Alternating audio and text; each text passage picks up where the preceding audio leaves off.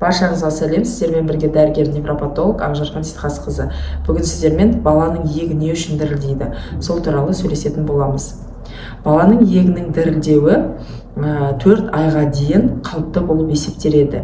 Егер сіздің балаңыздың дамуы жағынан барлығы жақсы болатын болса, балаңыз уақытылы ұйықтап жатса, уақытылы салмақ қосып жатса, және де балада ешқандай неврологиялық немесе басқа да ақау болмаса, иектің дірілдеуі 4 айға дейін өз бетінше қойып кетеді. Ол нерв жүйесі балада толық жетілмегендіктен пайда болады.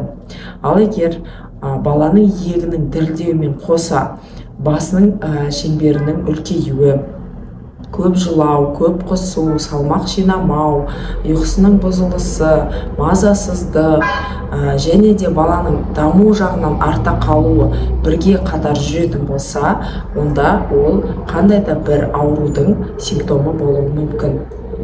Ал басқа жағдайлардың барлығында 98% жағдайда баланың иегінің дірілдеуі норма болып есептеледі.